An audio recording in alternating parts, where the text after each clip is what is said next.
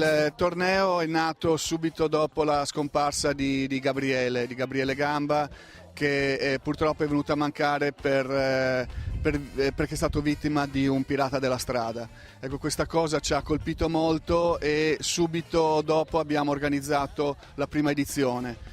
Dopo 3 edizioni ci siamo ritrovati all'aperto con 6 squadre e adesso siamo in 16 con 300 persone. Il Memorial Gamba, manifestazione senza scopo di lucro, è giunta alla 13ª edizione e riscuote ormai un grandissimo successo in tutta Italia, tanto che c'è chi arriva persino dalla Sicilia e ci spiega così le ragioni che lo hanno portato a Bibbione per il 2° anno consecutivo. Soprattutto per le amicizie, quindi anche per stare insieme, conoscere anche altri ragazzi che fanno sempre la mia attività e poi anche per stare per puro divertimento. Le partite si susseguono ad un ritmo frenetico, le proteste sono ammesse e la cosa singolare è che si gioca senza arbitri. E chi non ha potuto scendere in campo a causa di un piccolo infortunio non ha comunque voluto mancare l'appuntamento. È una manifestazione bellissima, creata su un ricordo di un ragazzo splendido che io ho avuto modo di conoscere, quindi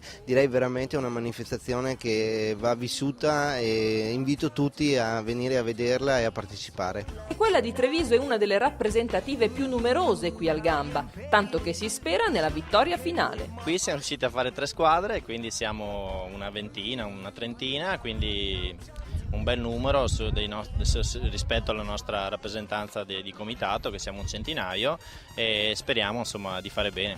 Ma anche Vicenza non scherza, il movimento arbitrale in provincia è in salute ed anche qui al torneo i numeri sono in crescita. Ne abbiamo circa una dozzina, vecchi e nuovi, e ogni anno partecipiamo qui al Gamba, sempre molto volentieri anche. Ma non c'è solo Veneto a Bibbione per il Memorial Gamba, folta anche la rappresentativa dell'Emilia Romagna e tra il comitato veneziano e quello bolognese sono in programma altre iniziative. Abbiamo fatto anche un'iniziativa un po' particolare, si chiama gemellaggio fra comitati, vale a dire alcuni arbitri del comitato provinciale di Venezia sono venuti ad arbitrare a Bologna, alcuni arbitri di Bologna sono venuti ad arbitrare qui a Venezia.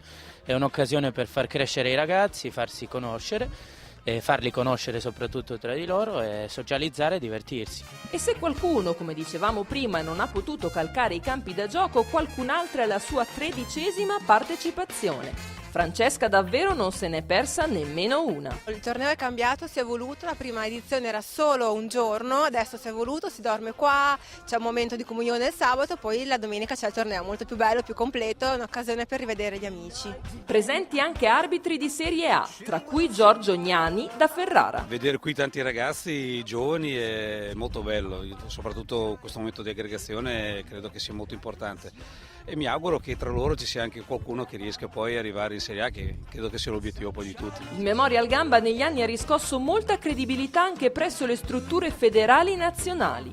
L'osservatore Massimo Curti sottolinea l'importanza di momenti come questi per la crescita personale degli arbitri. Se noi riusciamo a coinvolgere i giovani anche nelle manifestazioni dove c'è congregazione, dove ovviamente c'è uno scambio di idee e di opinioni con i colleghi più esperti, è chiaro che questo cresce il loro bagaglio tecnico, il loro bagaglio culturale e pallavolistico, e quindi ovviamente è fondamentale per poi la crescita dell'arbitro o dell'osservatore. Un grazie per il supporto del comitato, ma non solo. Quest'anno in particolare per MAP SAS, che ci ha dato una grossa mano non solo amichevole ma anche sostanziale per la realizzazione delle maglie del torneo.